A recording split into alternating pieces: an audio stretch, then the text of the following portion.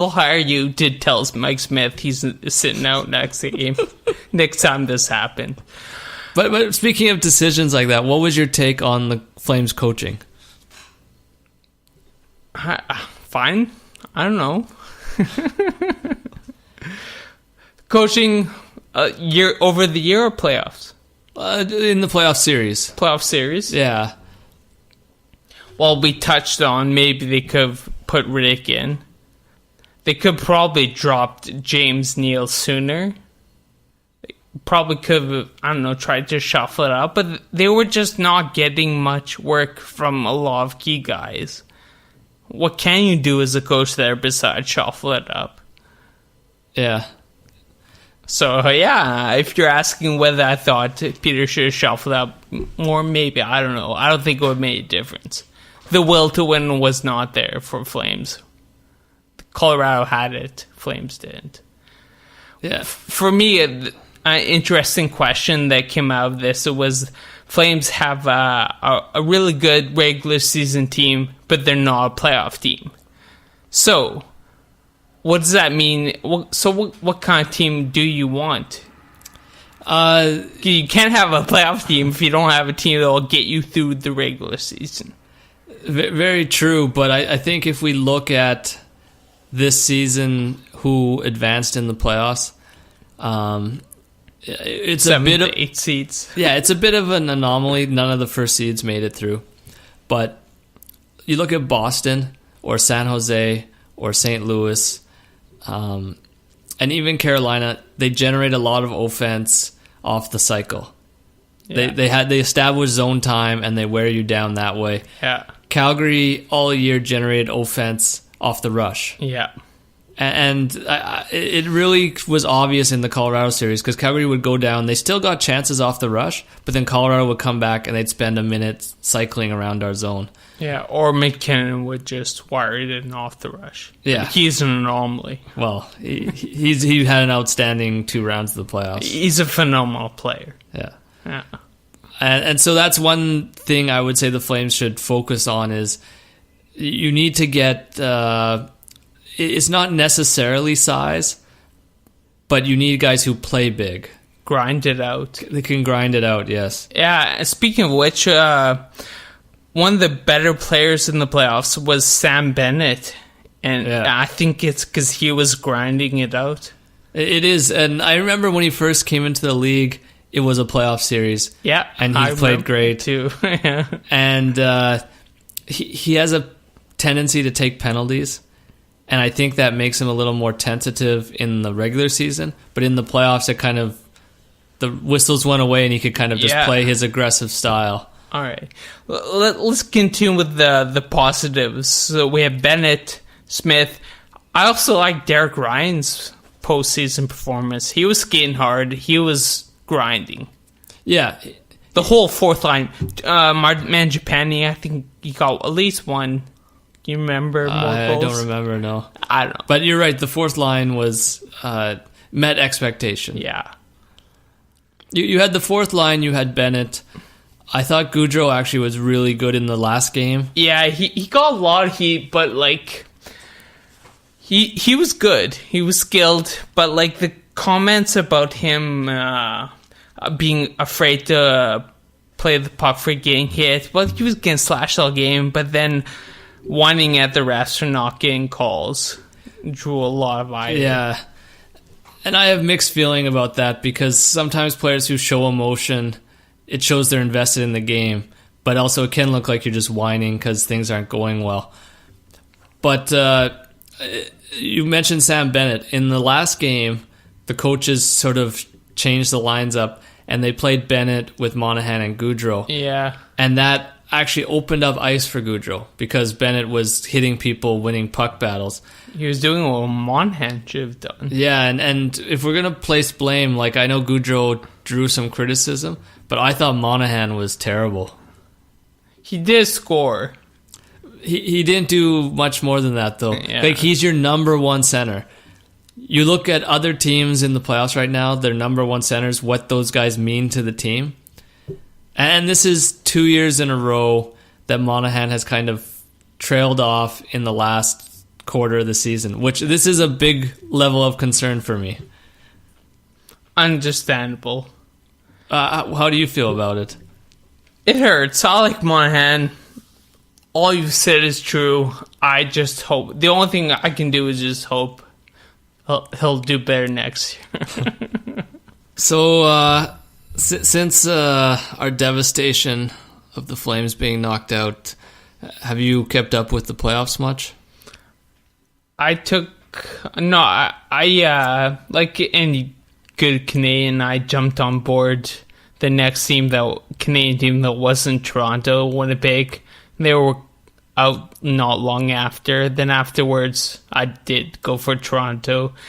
And the Toronto-Boston series was pretty fun, like all the way to the end. And watching Toronto almost felt like watching the Flames. Very similar style, very similar the way the teams are built. And I was kind of imagining this is what the Flames would have looked like if they were trying harder or had more of the will to win. Yeah. But then, of course, Toronto lost. But Boston's a great team. Boston played hard. And you know my feeling on it is I always hope every Canadian team, not Flames, will lose. So Yeah. I thought it was great to see Toronto Game 7 lost to Boston again. But it is an interesting observation by you about the parallels between the Flames and Toronto in terms of style. Yeah. Being fast skill teams and then getting eliminated by not necessarily slow, but heavier, more grinding teams. Yeah. That was round one. I mean, yeah. That took, about midway through round two, I jumped back in and getting over the Flames loss. I found the Colorado-San Jose series quite interesting. Of course, Nate McKinnon, great player, fun to watch.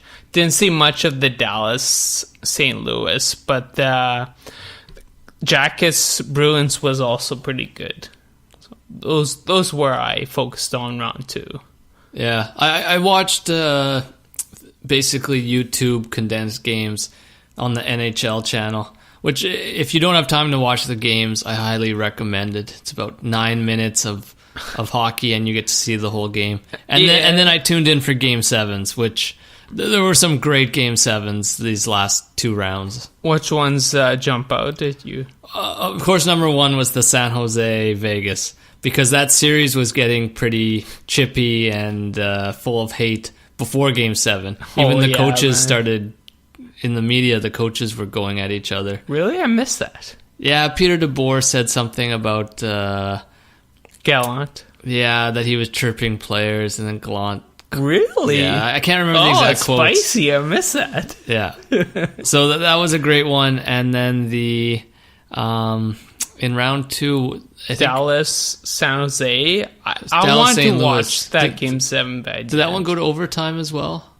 I don't remember. Yeah, I don't remember either, but I remember some good games. So the story for Binnington and St. Louis is pretty cool. Rookie comes in, turns the team around.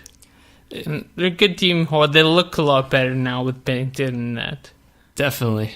And definitely he stabilized that team because, like we talked about this a few podcasts ago, they were last in the league. Yeah. And they were ready to trade their players, like blow it up. Well, there was a fight during a practice. We even talked about that. Yeah. Remember that? Yeah, St. Louis was falling apart. And Binnington, I guess, solved all their woes. Really turned it around. That's pretty cool, I guess. And, you know, coaches have talked about this, GMs have talked about this, that, you know, good goaltending is the number one factor to success. Not good coaching. Of course, good defensive systems matter, but if you're not getting saves, you're not going to win. And Colorado's a great example, too, because their normal goalie starts with Varlamov. Varlamov. Yeah. He couldn't make a save this year. And they were losing a lot of games. And then Grubauer stepped in. He was good. Yeah, and it changed their season. Yeah. It really did. Leonard took the Islanders to the second round. I don't know what happened there. They sweep and then they get swept. Yeah. It's kind of weird. And you'd think Carolina, because they played Game 7 against Washington, that one went to overtime. Sorry, that one went to overtime. And you'd think they'd kind of have a letdown after winning a 7-game series, but no, they just went in and swept the Islanders. So, yeah. I mean, I should have been following Carolina pretty much right after Flames from my boy Ferland, but I think he's missed quite a few games for injury. Yeah, but I know he's back now. He's back now. I saw him last game. Hamilton, both those guys are playing top minutes, I guess. Hamilton, have you seen his look lately? He's letting the hair go. He's got the playoff beard, and good for him, man. He's deep in the playoffs. And my second observation about the playoffs, we've heard all this talk, it's a young man's league now. It's a young man's league. Like, players when they're 21 are getting huge contracts. All the teams besides Carolina, so the final 8, 7 of them were teams that were like a little bit older. Guys who've been in the league a few years. Like, I know McKinnon's a little younger, but he's been in the league since he's 18. Yeah. So he's got about 4 or 5 years of experience. All the teams had guys who were like sort of in that range, 25 to 30. So even though it's a young man's league, the experience still paid off.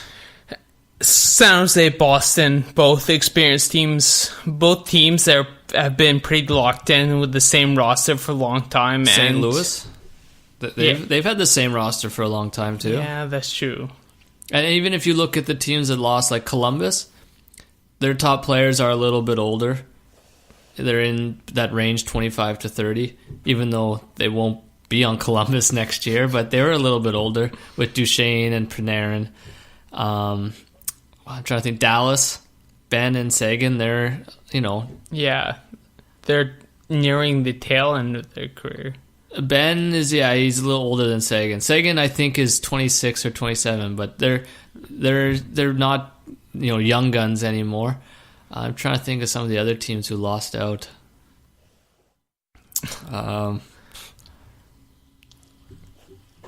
The Islanders have a couple guys who are going to be UFAs, so they're in that range, 25 to 30. Preds? Yeah, but Preds lost in the first round. But anyways, The point is that a team like Toronto, who has a lot of great young stars, still hasn't learned to win, where San Jose, they've kind of been through the battle so many times, they know how to do it. Yeah, so given all this, although it's a small sample size, the Flames did gain playoff experience. Yes, they did. Losing in the playoffs is never a bad thing. Yeah. It shows you what you need to fix on your team, and it also makes the players you do keep a little bit better. Well said, Nate. Those are wise words. So what's your sort of prediction for the Stanley Cup playoffs? Yeah, San Jose, I think they'll take it to St. Louis. They'll probably go 7 games. At least I hope they would. I don't really care for St. Louis. Boston has just been a solid hockey team. I'll almost say all year, but especially after the second half of the year. They were pretty much only second to the Lightning in terms of winning, and good team. So it's going to be fun. If it's San Jose, Boston, it'll be, I don't know. I want to see Thornton win the cup. And I always like when the West beats the East.